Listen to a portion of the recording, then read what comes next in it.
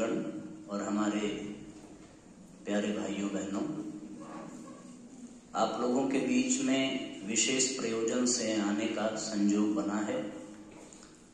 देखने में थोड़ा सा अजीब लग रहा होगा क्योंकि ये पीला मंत्र दुपट्टा है, माथे पर तिलक है, तो कोई भी ये समझ सकता है कि प्रवचन देने आए होंगे। और तो मैं आप लोगों को ये स्पष्ट कर दूं कि ये जो है सिंबल के रूप में ड्रेस कोड जैसे आप लोगों का है वैसे ही हम लोगों का है, तो लेना पड़ता है। माताएं बिंदी लगाती हैं, हम लोग तिलक लगाते हैं। वो देखा आपने रोड के किनारे कुछ वृक्ष ऐसे होते हैं जिसपे कुछ निशान बना होता है। वो निशान ये सिंबल है कि भैया ये सरकारी पेड़ है, इसको काटने में वो हो जाएगा। तो वैसे ही हम लोग का भी सिंबल है। तिलक लग जाता है तो ये होता है कि ये सरकार का आदमी है, इससे थोड़ी दूरी बनाओ। अपनी सुरक्षा के लिए ये सब किया जाता है। हमारे आपकी उम्र में कोई विशेष अंतर नहीं है, मुश्किल से 2-4 साल का फर्क होगा, लेकिन ये तय है कि मैं उम्र में आपसे बड़ा हूं, ये तय है। क्योंकि 2-3 साल पहले हमने भी अपना विद्यार्थी जीवन पूरा किया है। मैंने लखनऊ से MSc किया इंडस्ट्रियल केमिस्ट्री से, और विशेष परिस्थितियों के कारण अब इस क्षेत्र में आप सबके सामने हूं। मैं आप सबसे ये उम्मीद करता हूं कि हम लोग यहाँ पर 15-20 मिनट कुछ विशेष बातें करेंगे, और मुझे विश्वास है कि आप लोग बड़ी गहराई से उसको सुनेंगे। तो वास्तव में साथियों, आपके यहाँ परिसर में हम लोग निमंत्रण लेकर के आए हैं। समय समय पर विद्यालयों में बहुत से आयोजन होते हैं, बहुत से कार्यक्रम होते हैं। उन कार्यक्रमों का उद्देश्य होता है अपने विद्यार्थियों के टैलेंट को उभारना। कहीं सिंगिंग का होता है, कहीं डांसिंग का होता है, कहीं एक्टिंग का होता है। उसी क्रम में आपके बीच में हम लोग एक कार्यक्रम के लिए निमंत्रण लेकर आए हैं। आप उसको गहराई से समझेंगे, उसके माध्यम से आपको अवसर मिलेगा अपनी प्रतिभा को पहचानने का और उसको निखारने का। ये प्रयोग थोड़ा सा अलग तरह का है। संक्षिप्त में जानकारी देना चाहूंगा कि आपने एक कॉलेज का नाम सुना होगा, Banaras institute of teachers education. वहां पर हम लोग एक कार्यक्रम कर रहे हैं। गायत्री परिवार की संस्था के बारे में भी आप लोगों ने सुना होगा।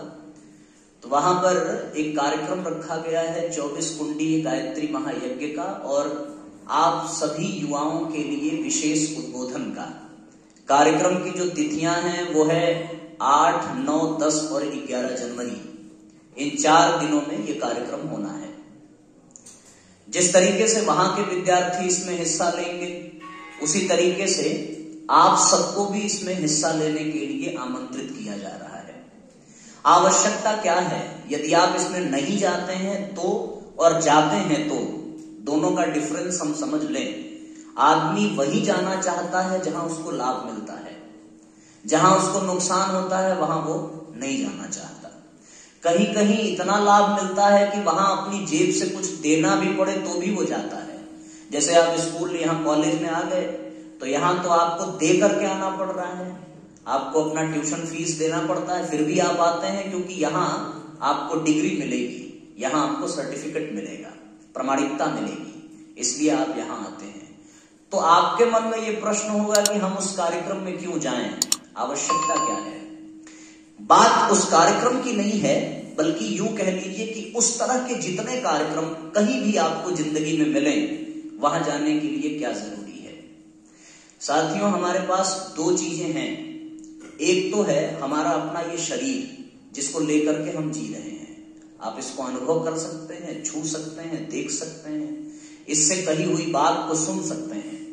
लेकिन गहराई से विचार किया जाए कि ये शरीर किसके कारण है, तो जब इस विषय पर आप चिंतन करेंगे तो एक शब्द निकल करके आता है कि कोई चेतना है, कोई ऊर्जा है, कोई आत्मा है। आध्यात्म के क्षेत्र में उसको आत्मा कहते हैं, विज्ञान के क्षेत्र में उसको एनर्जी कहते हैं, पावर कहते हैं।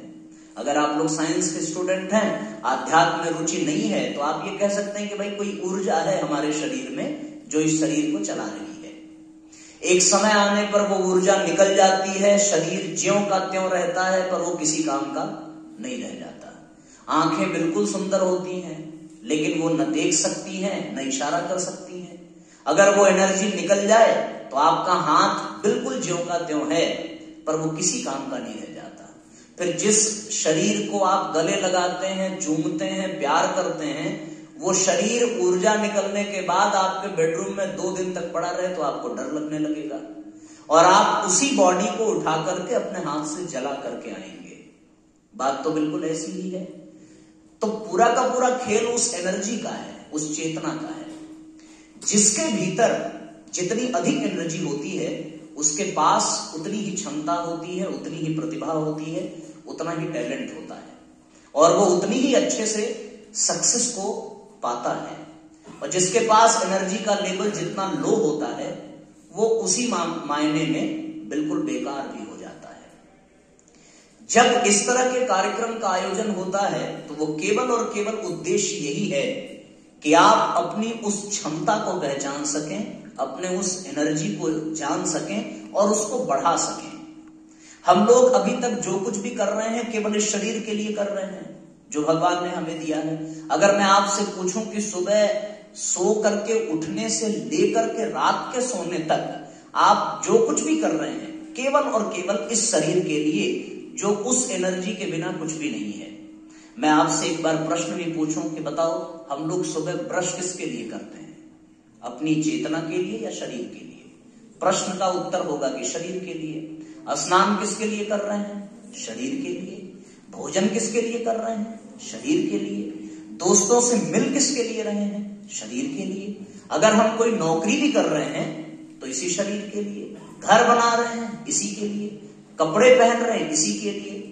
लास्ट में हम सोने भी अगर जा रहे हैं बेड पे, तो वो भी प्रयोजन यही होता है कि शरीर को थोड़ा आराम मिल जाए। लेकिन हमारा जो फोकस होता है वो पूरा का पूरा हमारे इस शरीर के लिए होता है। और जब उस शरीर की बात करते हैं तो फिर ये आता है कि भाई हमने उस चेतना के लिए तो कुछ किया नहीं जिसकी वजह से ये शरीर था।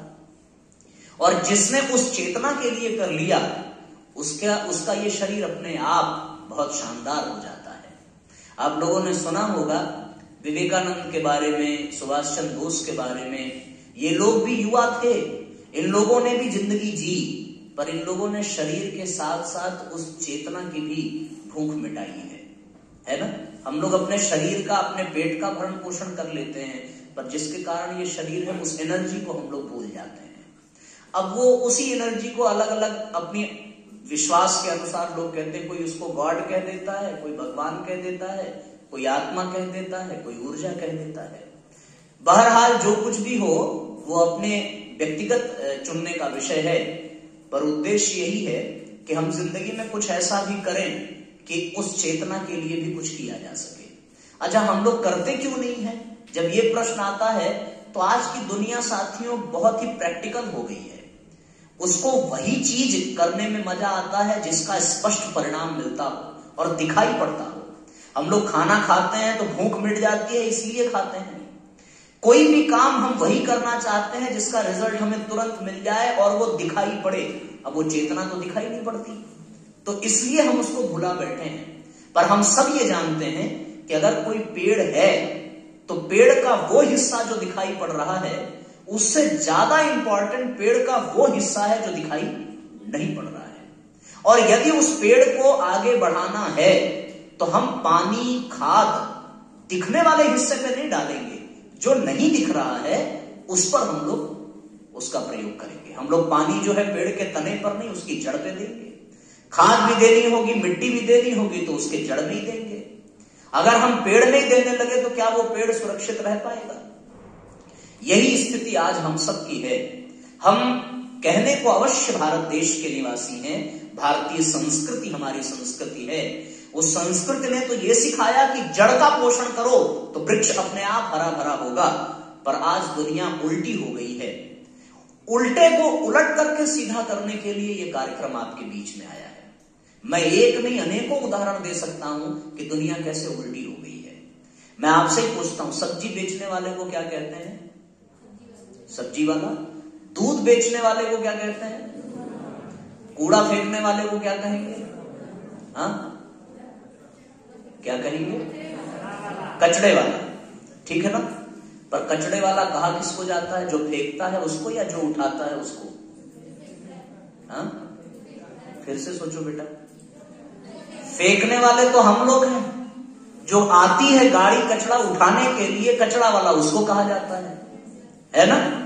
कहना किसको चाहिए था? जो फेंक रहा है उसको। तो इन उदाहरणों को देख करके लगता है कि दुनिया सच में बदल गई है। इसको उलट करके फिर से सीधा करने की आवश्यकता है। जब दूध देने वाले को दूध वाला कहा गया, सब्जी देने वाले को सब्जी वाला कहा गया, तो फिर कचड़ा फेंकने वाले को कचड़ा वाला कहा जाना चाहिए था। पर हमारे यहाँ सिस्टम ऐसा हो गया कि जो कचड़ा उठा रहा है उसको कचड़ा वाला कहा जाता है, और वो भी बेचारा स्वीकार कर लेता है कि चलो इसी नाम से ही परिचित है तो कोई बात नहीं, कम से कम सफाई तो हो रही है। और सवेरे गाड़ी पे गाना बजता है, कचड़ा निकाल गाड़ी वाला आया। आप लोग सुनते ही होंगे। गांव में तो अभी ये कम है, पर शहरों में ये धुन ज्यादा सुनाई पड़ती है। कुछ भाई लोग अपनी बहनों को विदा करते समय भी यही गाते हैं, गाड़ी वाला आया भैया कचड़ा निकाल। तो ये तो फिर हंसी मजाक की बात है। पर साथियों, मुख्य बात ये है कि दुनिया उलट गई है। आज सब कुछ बदल रहा है। जो मेहनत करता है उसको गरीब, कमजोर, मजदूर समझा जाता है। जो घर में बैठ करके चाय पीता है, ऑर्डर देता है, उसको हम लोग बड़ा आदमी समझते हैं। जो देने वाला है उसको हम लोग बेवकूफ समझते हैं, जो लेने वाला है उसको हम लोग समझदार समझते हैं। ऐसी अनेकों बातें हैं, मैं आपका ज्यादा समय नहीं लूंगा। पर कुल मिलाकर के कहने का अर्थ यह है कि जो हम लोगों को दिखाई पड़ता है हम लोग उसी पर ध्यान देते हैं, जो नहीं दिखाई पड़ता हम लोग उसको भूल जाते हैं। हवा दिखाई पड़ती है क्या? पर दिखती है नहीं, और हवा के बिना जिंदगी संभव है नहीं है। अच्छा, कोरोना दिखाई पड़ा क्या? असर हुआ ना। तो जब कोरोना नहीं दिख रहा है, असर हो रहा है, हवा नहीं दिख रही है, लाभदायक है, तो फिर साथियों को एनर्जी नहीं दिख रही है तो भी उसका तो अस्तित्व होगा ही होगा। और हम लोग बस शरीर को ही ध्यान दे रहे हैं, तो इसका मतलब हो गया कि हम लोगों ने वृक्ष की टहनियों, पत्तों और फूलों पर खाद पानी दिया, पर उसकी जड़ में नहीं दिया। जिस बिल्डिंग में आप हैं, ये जो बिल्डिंग दिखाई पड़ रही है, इससे कहीं ज्यादा इंपॉर्टेंस उसका है जो जमीन के भीतर नींव है। यदि नींव कमजोर होती तो फिर इतनी बड़ी बिल्डिंग खड़ी नहीं हो पाती। जितना इसमें लगा होगा उससे ज्यादा मेहनत उसमें लगी होगी, खुदाई करने में और नींव तैयार करने में। तो आप लोगों से कहना यही है कि हम लोग भी थोड़ा सा अपने नजरिए को थोड़ा सा बदलें। ये शरीर जो दिख रहा है, इसको कितना भी शैम्पू साबुन लगा करके हम लोग चमका लें, बूढ़ा होने से रोक नहीं सकते। झुर्रियां पड़ेंगी, पिंपल्स निकलेंगे, इससे रोका नहीं जा सकता। पर अगर भीतर वाले पे हम लोगों ने काम किया तो बाहर अपने आप चमक दिखाई पड़ेगी। आप कितना भी मेकअप कर लो, कोई फायदा होने वाला नहीं है। लेकिन ये भी सत्य है, यदि आप एक सिस्टम से चलो, एक रूटीन से चलो, योग करो, व्यायाम करो, पौष्टिक आहार लो, तो फिर बिना मेकअप के भी आपके चेहरे पर वो चमक होगी जिसको पाने के लिए दुनिया तरसेगी। इसमें कोई दो राय नहीं। उससे क्या होगा? क्योंकि आपने अपने भीतर वाले पे काम किया है, और फिर आपका जीवन बहुत शानदार बनेगा।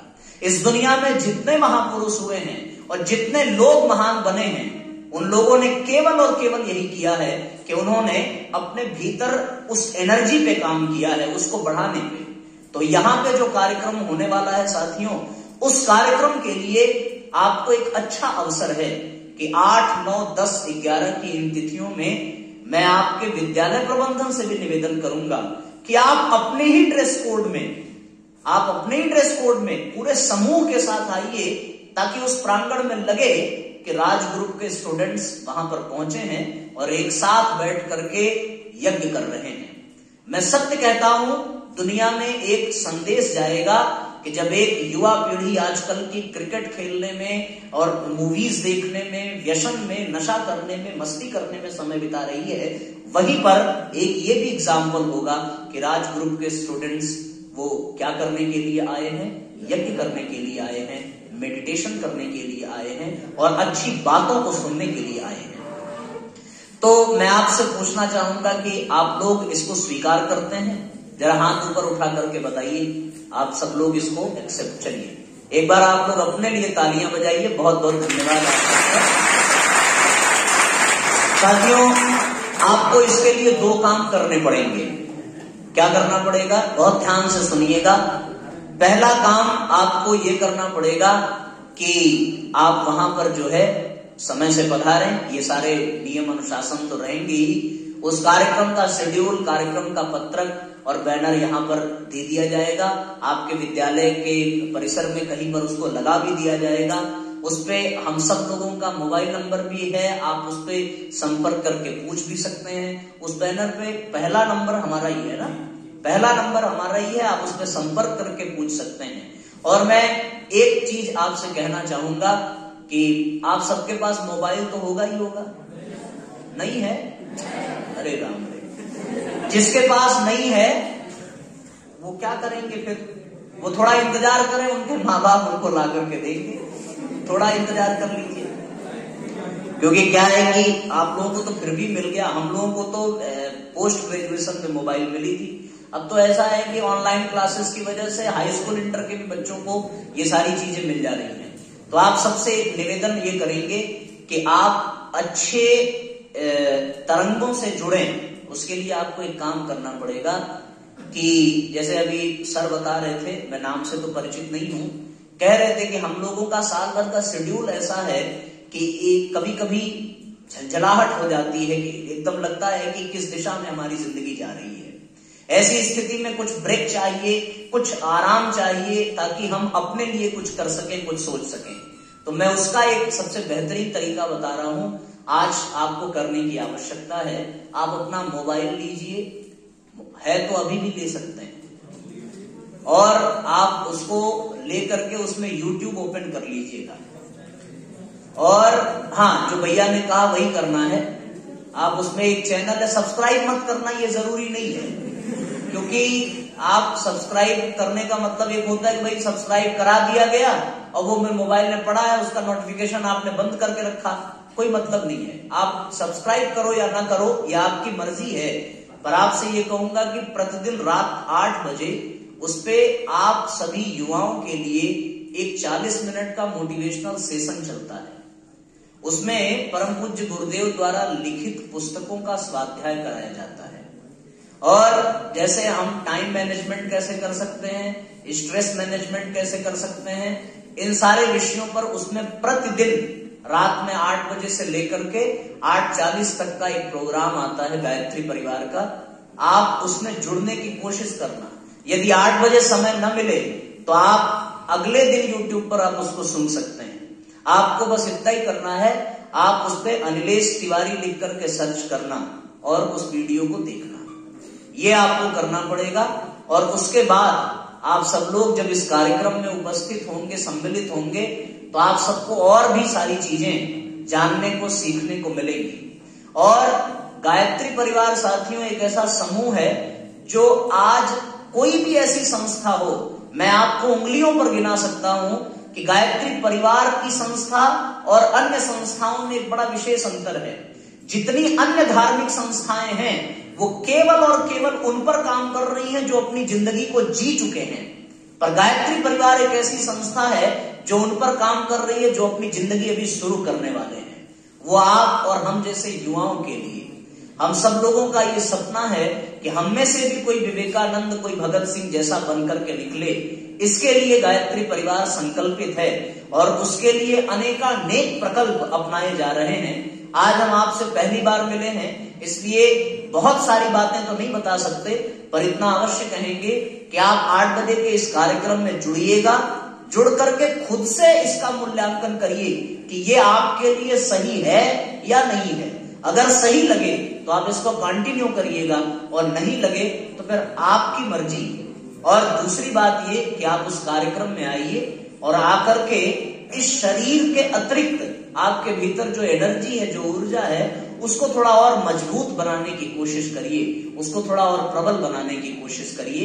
जब आप ऐसा करेंगे तो आपको निश्चित रूप से बहुत कुछ मिलेगा और आपको लाभ मिलेगा। मैं फिर से आप सबको बहुत बहुत धन्यवाद कहता हूं कि आप सब लोगों ने धैर्य पूर्वक हमारी बातों को सुना है। इसके लिए आप सबका धन्यवाद। इन्हीं बातों के साथ मैं अपनी बात को विराम देता हूं। आप सबको स्वागत।